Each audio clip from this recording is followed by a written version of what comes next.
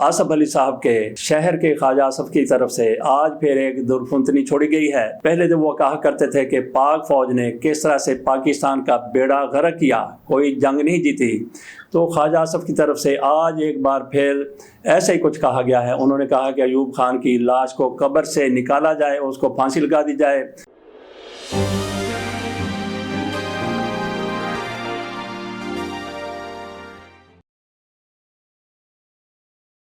बिस्मिल्लाहिर्रहमानिर्रहीम। हमारे साथ हैं सियालकोट से एडवोकेट आसफ अली साहब। आसफ अली साहब के शहर के ख्वाजा आसफ की तरफ से आज फिर एक दुर्फुंतनी छोड़ी गई है।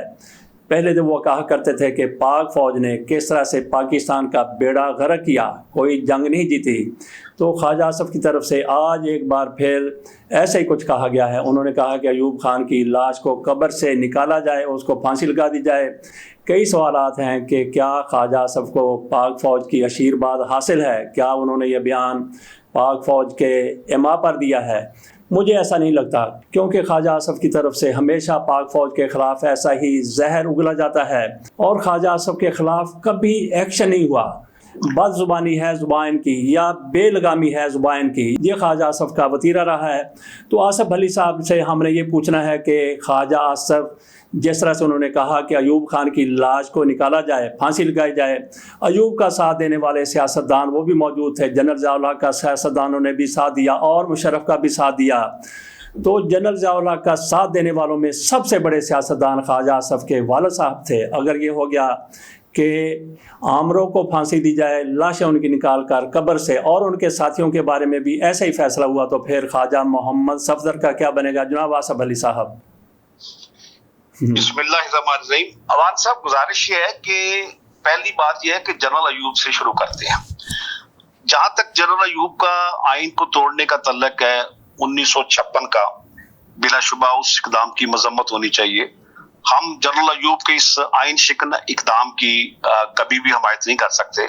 लेकिन बात है कि ख्वाजा आसिफ जो ताना दे रहे हैं, अब तारीखी हकायक ये हैं, आप भी अपना पूरी तरह आगाह है, तारीख आपने पढ़ी हुई है कि जनरल अयूब के जो गवर्नर थे मगरबी पाकिस्तान में, मलक अमीर मोहम्मद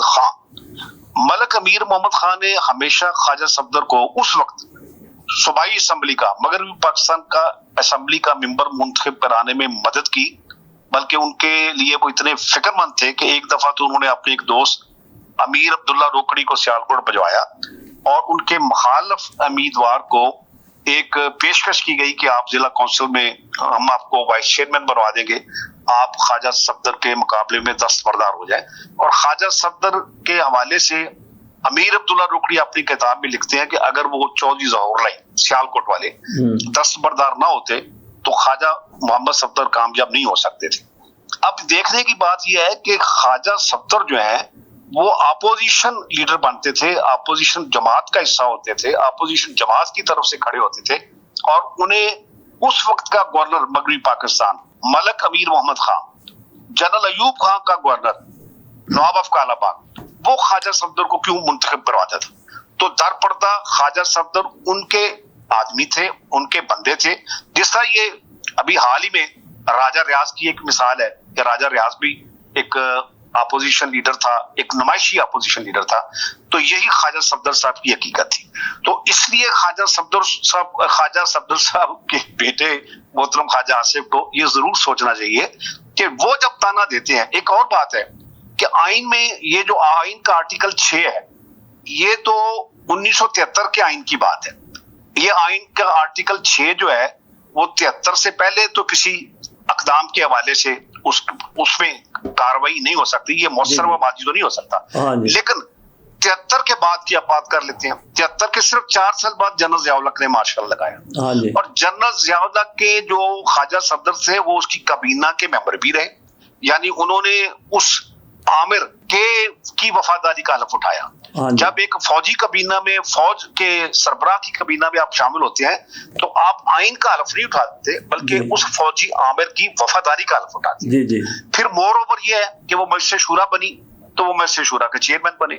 हत्ता कि जब वो कौमी असम्बली के मेंबर मुंतखब हुए तो जनरल ज़िया-उल-हक़ ने 85 के इलेक्शन की बात करूं, 1985, हाँ जी, तो जनरल जियाउल हक ने स्पीकर मुंतखब कराने के लिए उनको एड़ी चोटी का जोर लगाया। हाँ जी, लेकिन कौमी असम्बली के वो जो गैर जमाती कौमी असम्बली थी, जो जनरल जियाउल हक ने अपने मकासद के लिए बनाई थी, उस कौमी असम्बली के अरकान ने भी ख्वाजा सफदर को शिकस्त दी कि हम एक फौजी आमर के परवरदा को कौमी असम्बली के का स्पीकर मुंतखब नहीं होने देंगे। हाँ जी, वो मजलिस शूरा नामजद मजलिस शूरा के नामजद चेयरमैन तो हो सकते थे, उनकी किस्मत में यह नहीं हुआ था कि वो कौमी असम्बली के मेंबर जनरल जियाउल हक की सपोर्ट के बाद। आपको मैं हैरान कुन बात बताऊं कि जनरल जियाउल हक जो जब इस दुनिया से रुखसत हुए तो उसके बाद जनरल एजाजुल हक जो जनरल जियाउल हक के बेटे थे, उन्होंने जियाउल हक फाउंडेशन के नाम से एक तंजीम बनाई थी।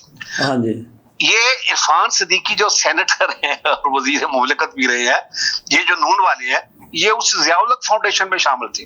अच्छा, और वो सियालकोट में तशरीफ लाए एजाजुल हक साहब, मेरे पास वो तस्वीर भी है, किसी वक्त मैं आपको भिजवा दूंगा। वो जियाउल हक फाउंडेशन का बैनर लगा हुआ है, उसके आगे एजाजुल हक बैठे हुए हैं सोफे पर और साथ उनके ख्वाजा आसिफ साहब तशरीफ फरमा है। अच्छा, तो यानी ये जियाउल हक फाउंडेशन जो जियाउल हक के मरने के बाद उनके बेटे ने बनाई, ये उस बेटे का भी खैर मकदम कर रहे हैं जियाउल हक फाउंडेशन के बैनर तले। ये है मोहतरम ख्वाजा आसिफ का। अच्छा, अगली बात, ये ख्वाजा आसिफ की बात कर रहे हैं या ख्वाजा सफदर की बात कर रहे हैं?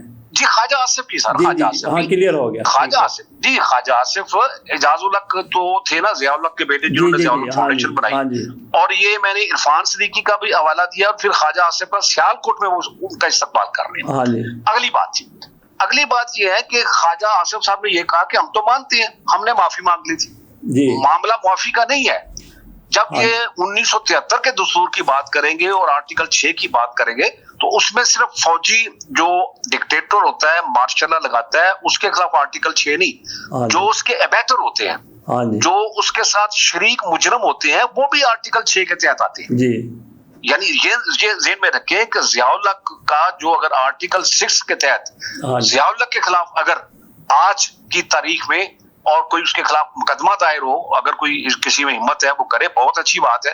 अब ये जो ख्वाजा आसिफ जो अक्सर फौज को गालियां निकालते हैं, हालांकि फौजी आमिरों से तो हम इख्तिलाफ कर सकते हैं, मैं भी करता हूँ, फजल से नवान भी करते हैं, जी, जी, उन पर हमें तनकीद का हक भी है कि हम उनके बेनिफिशरी नहीं है कभी भी, अल्हम्दुलिल्लाह।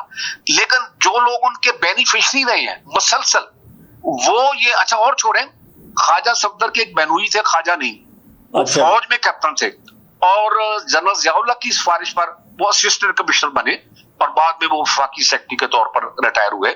यानी फौज का जो कैप्टन या मेजर जब वो आर्मी से ये अपना डिस्ट्रिक्ट मैनेजमेंट में शामिल होता है या पुलिस सर्विस में शामिल होता है, तो वो इंतहा दर्जे की फेवर होती है जी, और वो सिर्फ सदर पाकिस्तान कर सकता है। उस हाँ वक्त जी, जनरल जियाउल हक सदर पाकिस्तान थे। जी, तो दूसरी बात मैं ये कहना चाहता हूं कि ये जो अबैटर हैं, जी, जो भी शरीक मुजरिम थे जी, उसके साथ हाँ जी, जिसने भी हिस्सा डाला जनरल जियाउल हक के साथ, वो सब भी आर्टिकल 6 के तहत आती है। ये हाँ जी, तीसरी बात है। जी, जी, ठीक है।